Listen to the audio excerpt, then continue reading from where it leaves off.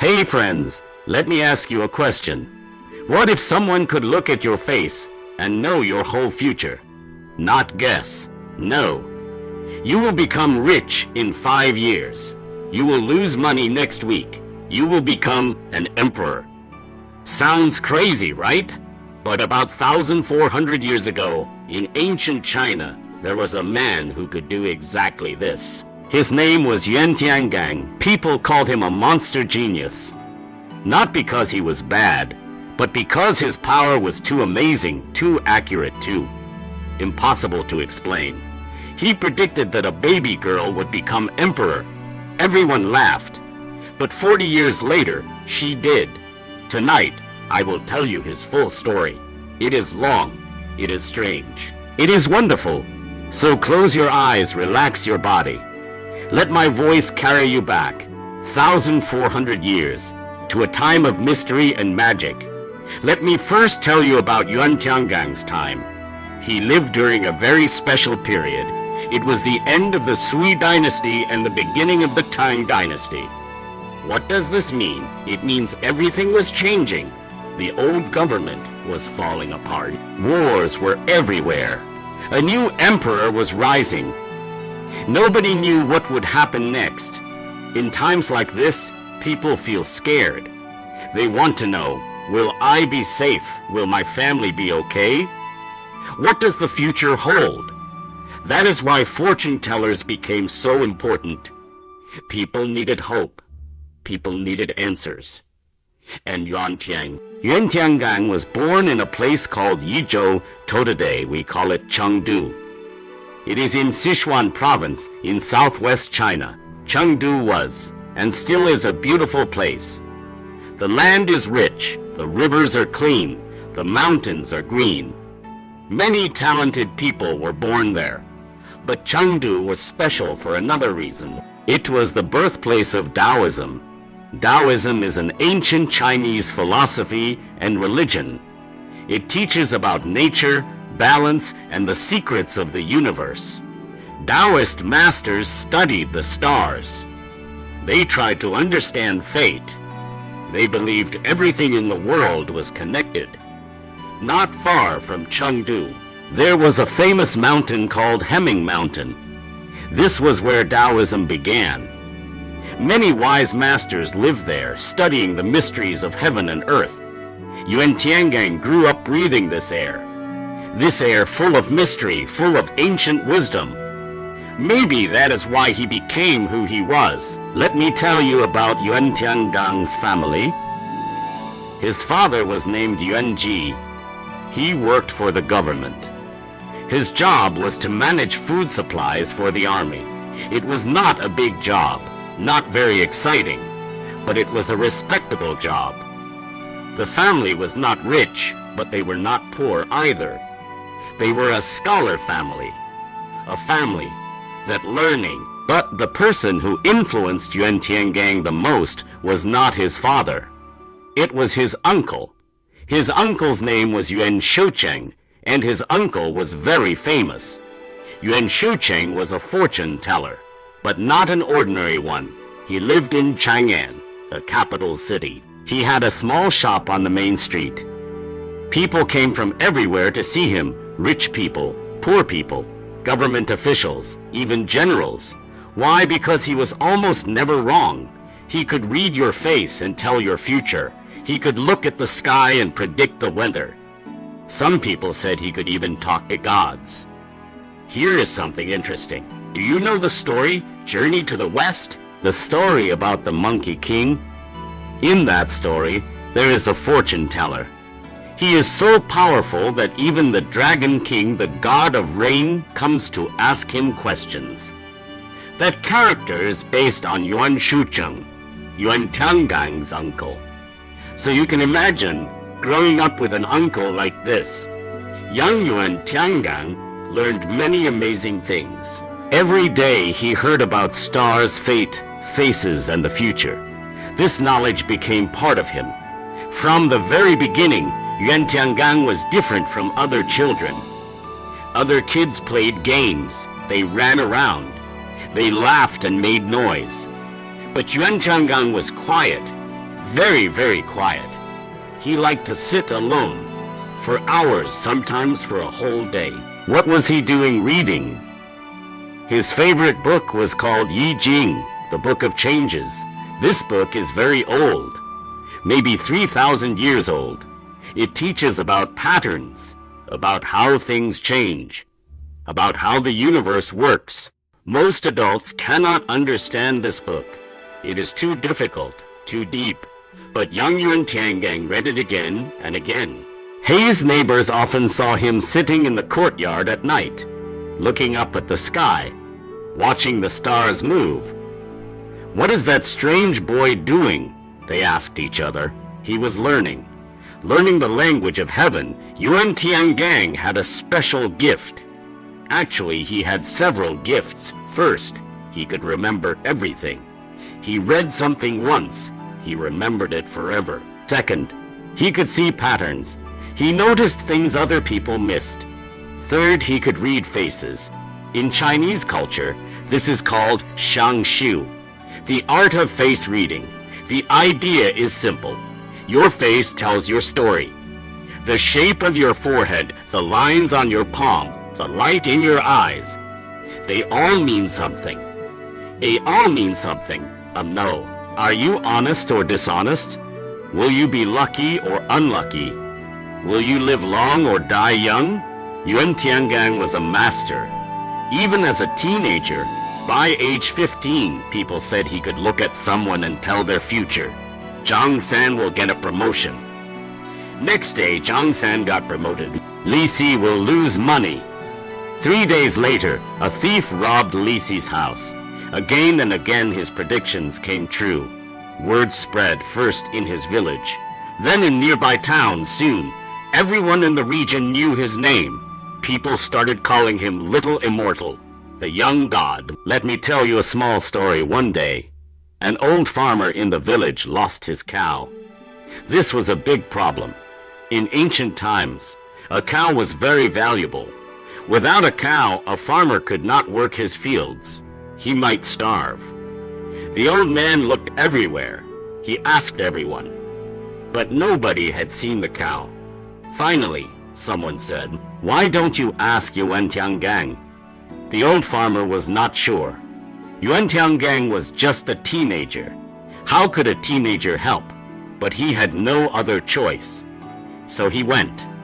Yuan Tiangang looked at the old man's face carefully. He looked at his eyes, his nose, his skin color. Then he said, "Don't worry, Grandpa, your cow is not far. Go to the forest south of the village. You will find it there." The old man was surprised, but he went, and there in the forest he found his cow. It was eating grass, happy and relaxed. The whole village was shocked. How did he know? Nobody could explain it, but from that day on, more and more people came to Yuan Tiangang for help. Here is something important about Yuan Tiangang. He was talented, very talented, but he never became proud. He knew that knowledge is like an ocean. What he knew was just a small cup of water, so he kept learning. All his life, he traveled to Qingchang Mountain to learn from Taoist masters. He went to small villages to learn from old fortune tellers. He read every book he could find. He never thought, "I am good enough." He always thought, "I can be better." This is why he became the best, not just because of talent, but because of hard work, because of humility. Now, let me tell you the most famous story about Yuan Tiangang. This story is not just a legend. It is recorded in official history books. The Old Book of Tang and the New Book of Tang both mention it. It is the story of how he predicted that a baby girl would become. The Emperor of China, at that time, there was a man named Wu Shihua. He was a government official in a place called Lizhou. He used to be a wood merchant, but he helped the first Tang emperor during the war. So he became an official. Wu Shihua was rich. He had a big house. He had a beautiful wife named Lady Yang, and he had several children. One day, Wu Shihua heard about Yuan Tiangang's amazing abilities. He was curious. He wanted Yuan Tiangang to read the fortune of his whole family. So he sent people to invite Yuan Tiangang to his home. Yuan Tiangang arrived at the Wu family mansion. The house was beautiful, lanterns everywhere, delicious food on the tables. Many guests were watching. Wu Shihua welcomed Yuan Tiangang personally. He was very respectful. Master Yan, please read the fortune of my family. I want to know our future. Yuan Tiangang agreed. First, he looked at Lady Yang, Wu Shihuo's wife. Lady Yang came from a noble family. She was elegant and dignified. Yuan Tiangang studied her face carefully. Then he said, Madam, your forehead is round and smooth. Your chin is strong. This is the face of a woman who brings good luck to her husband. You will have noble children. They will bring glory to your family. Lady Yang was very happy. She thanked him many times. Yuan Tiangang looked at Wu Shihuo's two sons. The older one was 12 years old. The younger one was 10. Yuan Tiangang asked them to walk around the room. He watched how they moved, how they stood, how they looked at people. Then he said, Your sons have good faces, full forehead, square chin. They will be rich. They will become officials, maybe third rank. Wu Shihuo was pleased. But Yuan Tiangang continued, However, their nose bridge is a little low. This means their fortune is limited. They can protect the family wealth, but they cannot create something bigger. In other words, good, but not great. Wu Shihua nodded. He understood. Then came Wu Shihuo's older daughter. She was 7 years old, very pretty, very graceful. Yuan Tiangang looked at her for a long time. Then he said, This girl has the spirit of a phoenix. She will be extremely noble. She will marry into a powerful family. Everyone was happy to hear this. But then Yuan Tiangang's voice became serious, however. I see a small problem. Her cheekbones are slightly too high. This is not good for her husband. He did not say more, but everyone understood. It was a polite way of saying her husband might have bad luck or die young. Later in history, this daughter married the emperor's son, and her husband did die young. The prediction came true. Finally, a nurse came out carrying a baby. The baby was only 3 years old. But here is something strange. The baby was wearing boys' clothes. The hair was styled like a boy's hair. This was Wu Shihuo's youngest daughter. Her name was Wu Zhao. Later, history would call her Wu Zetian. But at that moment, she was just a baby. A baby dressed like a boy. Yuan Tiangang saw the baby, and his face changed. He became very, very serious. Put the child down, he said. Let the child walk. The nurse put the baby on the ground. The baby was small, only 3 years old. Most children that age walk in a clumsy way. They fall down. They look around nervously. But this baby was different. She walked slowly, steadily. Her eyes looked straight ahead. There was something powerful about her. Yuan Tiangang walked around the baby 3 times. He looked at her face from every angle. The whole room was silent. Everyone was waiting. Then Yuan Tiangang stood still. His eyes were wide. He said, Dragon eyes. This is the rarest face I have ever seen. If this child were a boy, this child would become the emperor. Everyone in the room gasped, Emperor. This baby, impossible. Wu Shihuo's face turned white. He said quickly, Master Yan, you must be mistaken. This is a boy. Look at the clothes. But Yuan Tiangang just shook his head slowly. Number this is a girl, and if she is a girl, one day she will rule the whole country. At that time, Yuan Tiangang's words sounded crazy. A woman becoming emperor in ancient China, that had never happened. It was unthinkable. It was against all rules. Everyone in the room laughed nervously. They thought Yuan Tiangang made a mistake. Even Yuan Tiangang himself did not say more. He just smiled mysteriously and said nothing else. But 40 years later, in the year 690 AD, Zetian did exactly what Yuan Tiangang predicted. She became the Emperor of China. Not Empress, not Queen. Emperor. She changed the country's name. She ruled for 15 years.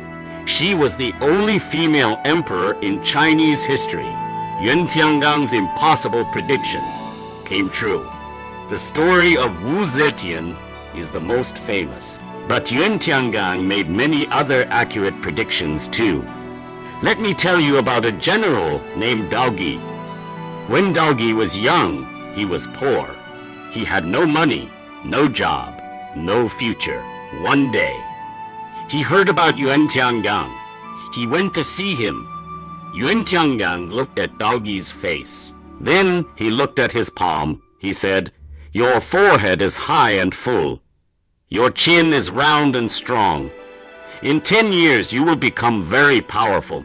You will be an important official in the government." Daogui did not believe it. "Me, I have nothing. How can I become powerful?" But Yuan Tiangang just smiled. Daogui joined the army. He fought in many battles. He won many victories. He became a general. He became the governor of a whole region. Everything Yuan Tiangang said came true. Daogui was so grateful. He found Yuan Tiangang and thanked him. "Master Yuan, everything you said was right. I am rich and powerful now." But Yuan Tiangang looked at Daogui again, and his smile disappeared. "General," he said slowly, "I am happy for you, but I must warn you. I see red lines in your eyes. This means you have too much anger inside. You kill too easily. This is dangerous for a general. Also, when you speak, your face turns red. Your breath is quick. This means you are impatient. You make decisions too fast. If you don't control yourself, trouble will come." Daogui was shocked, but he did not listen later. He punished his soldiers too harshly. He killed too many people. The emperor heard about this and called him back to the capital for questioning. Daogui was scared. He went to Yuan Tiangang again. "Master Yuan, am I going to die? Will the emperor punish me?" Yuan Tiangang looked at his face carefully. Then he said, "Don't worry. I see that the dark energy on your face is fading. Good energy is returning. The emperor will forgive you, and you will even get a new, higher position." Daogui went to the capital, and exactly as Yuan Tiangang predicted, the emperor forgave him. He even promoted him. From then on, Daogui trusted Yuan Tiangang completely. He treated him like a teacher for the rest of his life. Yuan Tiangang's fame kept growing, bigger and bigger.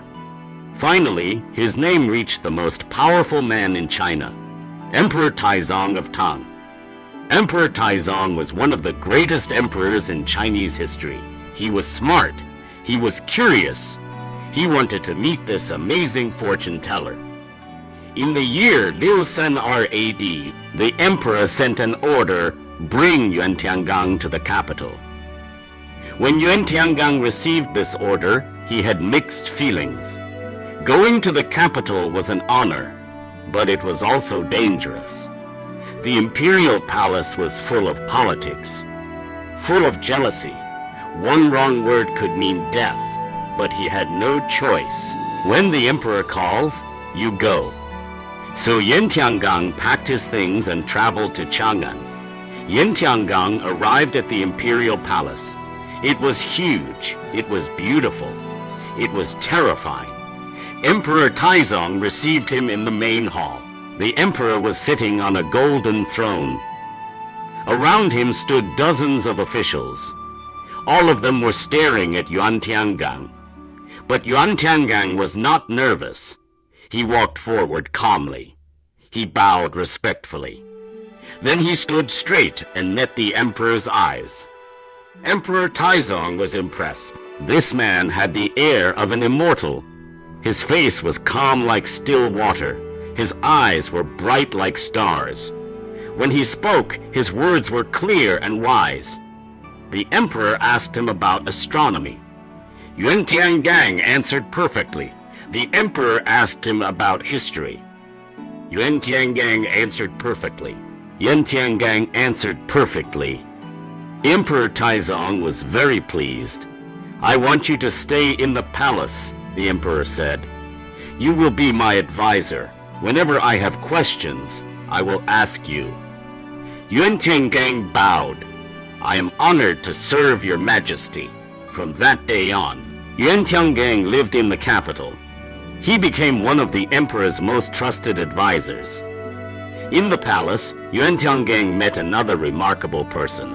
His name was Li Chunfeng.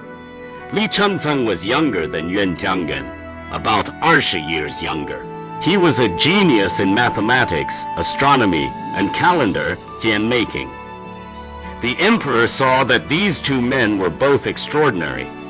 He decided to give them a special task. "I want you to predict the future of our Tang Dynasty. Work together.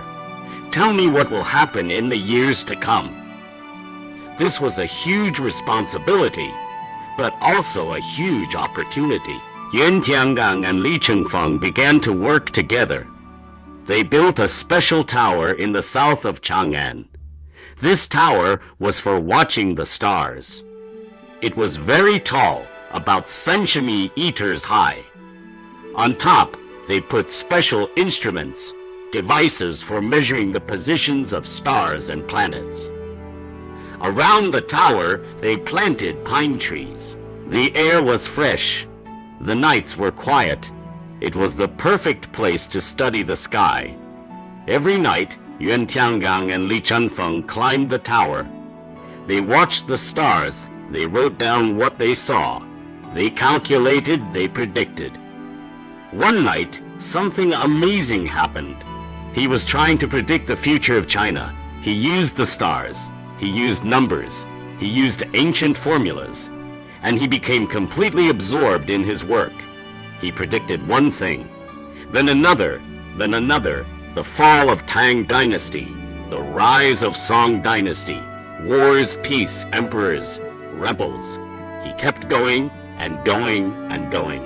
He wrote prediction after prediction. He could not stop. Finally, Yuan Tiangang walked up behind him. He saw what Li Chunfeng was doing. He became worried. In Chinese belief, the future is supposed to be secret. If you reveal too much, heaven will punish you. Yuan Tiangang gently pushed Li Chunfeng's back. He said, 10,000 things cannot all be told. Let us push each other's backs and go rest. This was a gentle way of saying, stop. We have revealed enough. Let us not anger heaven. Li Chunfeng woke up from his trance. He looked at what he had written. Liu predictions, Liu pictures with poems. He stopped. And that is how the famous book, Tui Bei Tu, the back-zan pushing picture, was created. Tui Bei Tu became one of the most mysterious books in Chinese history. It contains Liu pictures. Each picture has a poem. The poems are written in code, very hard to understand. But people believe these poems predict the future. For example, one poem says, the sun and moon shine in the sky. A beautiful woman is under the tree. Later, people said this predicted Zetian becoming emperor. Why? Because sun and moon together makes the Chinese character mean bright. And Zetian created a new character for her name that combined sun and moon. Another poem says, war drums in Yuan pass through Tongguan. People said this predicted the Anlushan rebellion, a huge war that almost destroyed the Tang Dynasty. And Lushan started his rebellion in a place called Yuan. For 1400 years, people have tried to decode this book. Some say it predicted the Song Dynasty, the Yuan Dynasty, the Ming Dynasty, the Qing Dynasty, even events in modern times. Is it real? Can it really predict the future? Nobody knows for sure. But the book is still studied today. Let me tell you about a few more of Yuan Tiangang's predictions. Sen Wenbin. Sen Wenbin was a young scholar. He asked Yuan Tiangang to read his fortune. Yuan Tiangang said, "Your eyebrows are long and beautiful. You have great talent for writing. You will become very famous. You will become a high official." But then he added, "However, your body is thin. Your face is too red.